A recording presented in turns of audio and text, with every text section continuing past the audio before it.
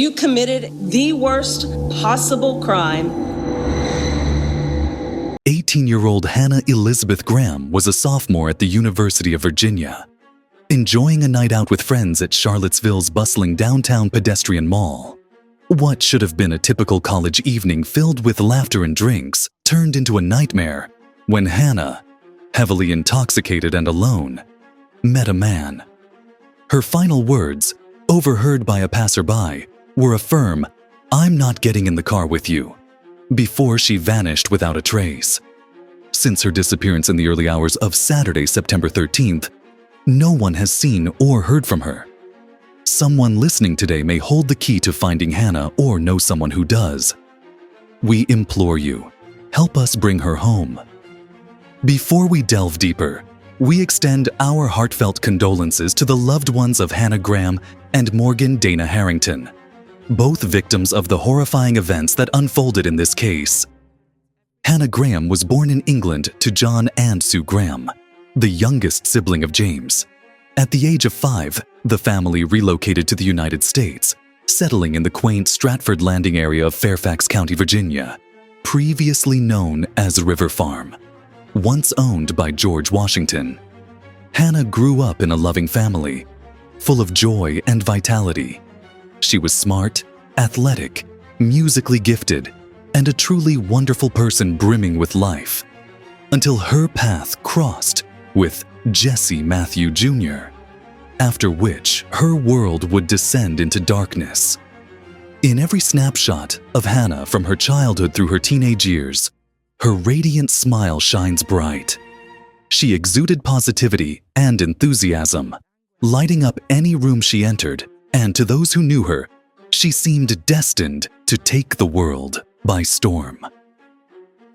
Tragically, that bright future was extinguished by an evil presence that too frequently casts shadows in our society. On the evening of September 12, 2014, around 9:30 p.m., Hannah left her apartment at the Grand Mark complex to meet friends for dinner at Fig Restaurant. After drinks, they headed to a party at Camden Plaza Apartments.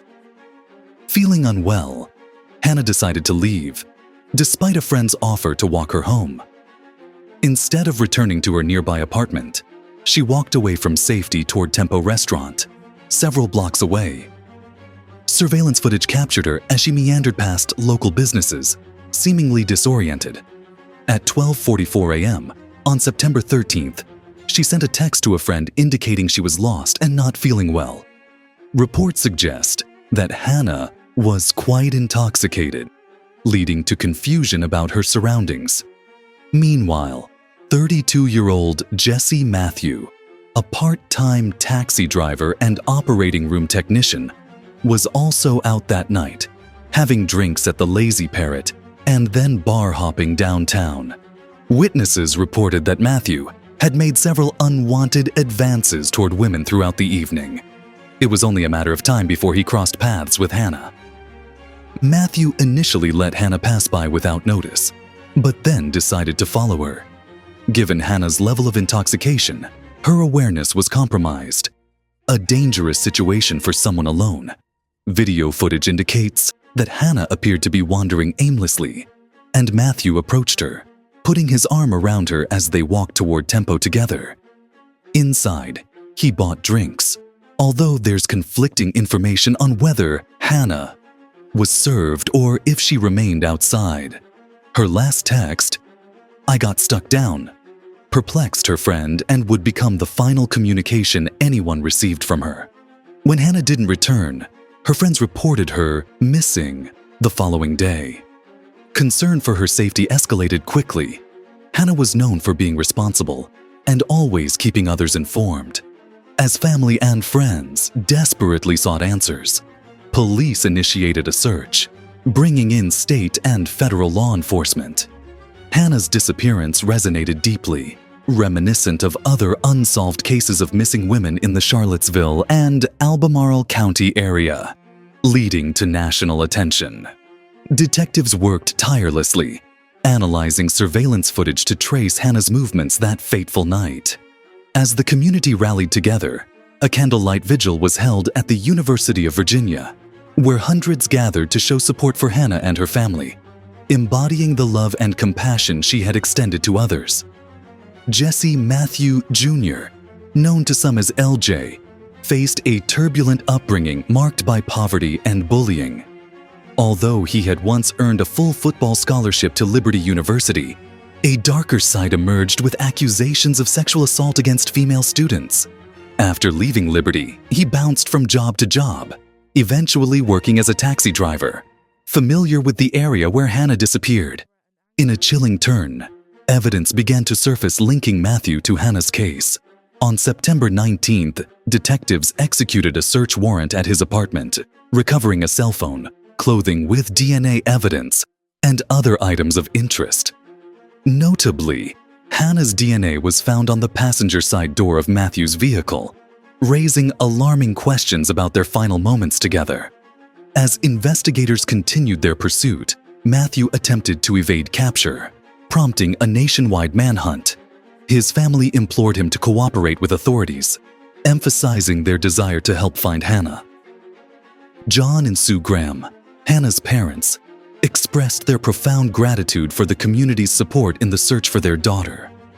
They, along with countless volunteers, were determined to bring Hannah home, revealing the strength of their love amidst this unbearable nightmare. As the investigation unfolded, it became clear that the threads of Hannah's life and the shadow cast by Matthew were intertwined in ways that would forever change the lives of those who loved her. The search for answers continues, echoing the call to bring Hannah back to where she belongs.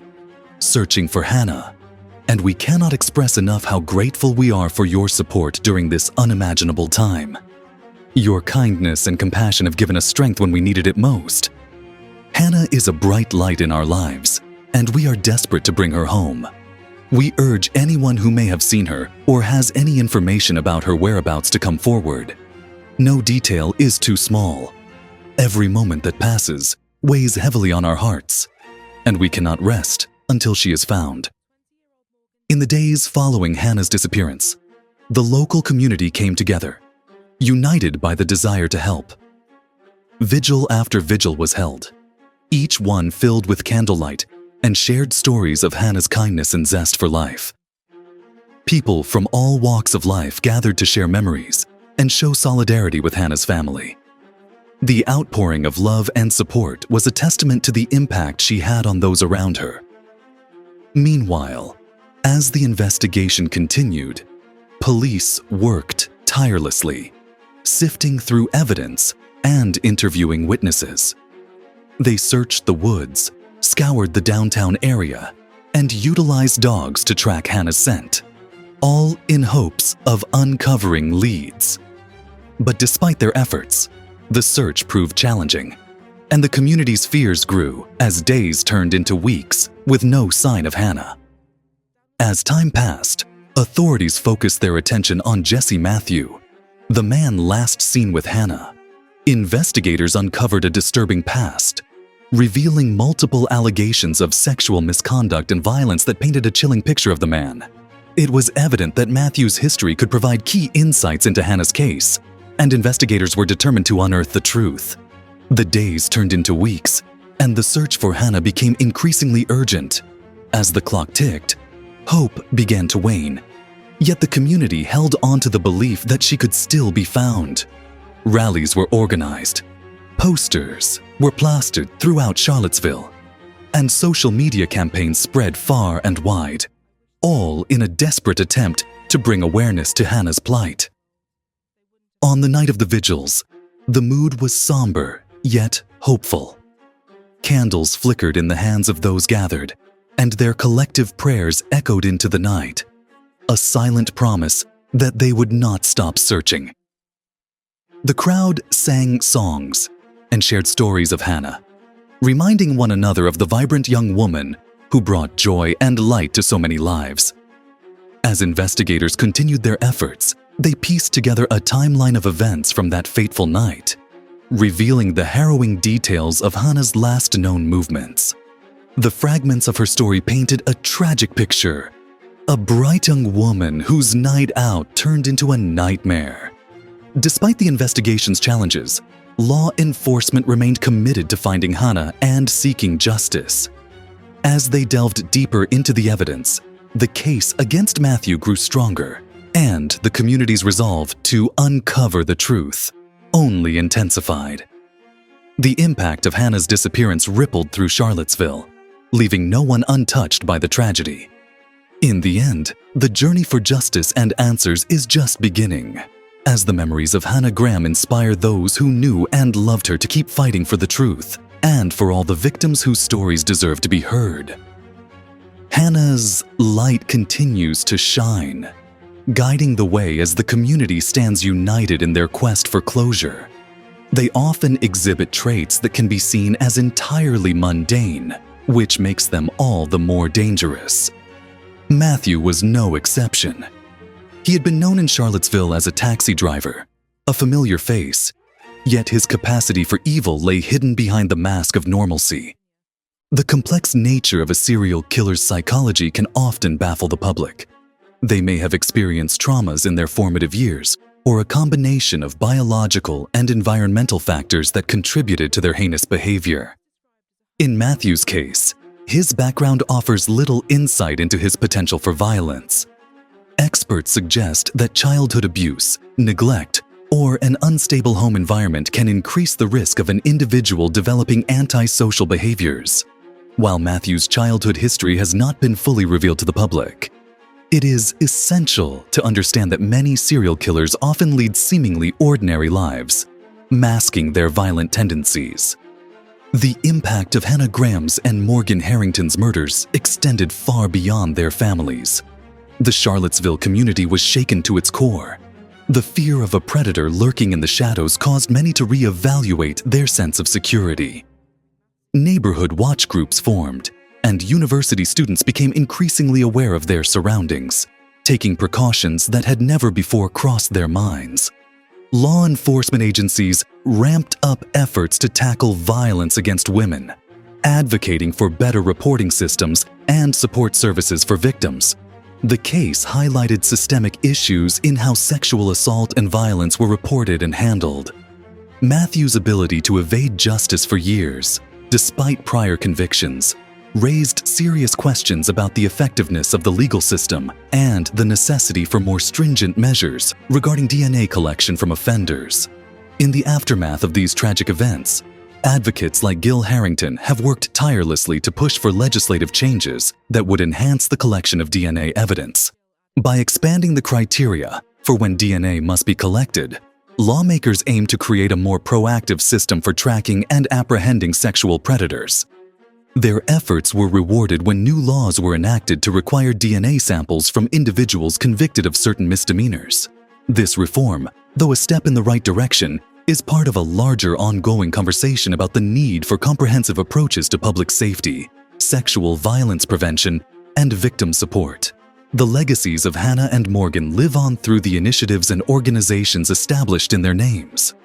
Scholarships, awareness campaigns, and community outreach programs strive to educate and empower young women to recognize potential dangers and protect themselves. These efforts are not only about remembering the victims, but also about ensuring that future tragedies can be prevented. Both families continue to advocate for safer environments for women, pushing for policies that hold perpetrators accountable and support survivors. Their stories serve as a poignant reminder of the work that remains in combating violence against women and the importance of community vigilance. As the years pass, the painful memories of Hannah and Morgan's lives and the brutal manner in which they were taken remain etched in the hearts of those who loved them. Their families' resilience and advocacy work symbolize hope that change is possible and that the tragedies of the past will pave the way for a safer future. Though Jesse Matthew is now facing terminal illness, the scars left on the community and the families of his victims run deep. His imprisonment serves as a reminder of the horrific acts he committed. But it is the stories of Hannah and Morgan that will continue to inspire change and vigilance in the fight against violence. The impact of their deaths extends far beyond the individual tragedy. influencing laws, communities, and conversations about safety and accountability in ways that will resonate for years to come.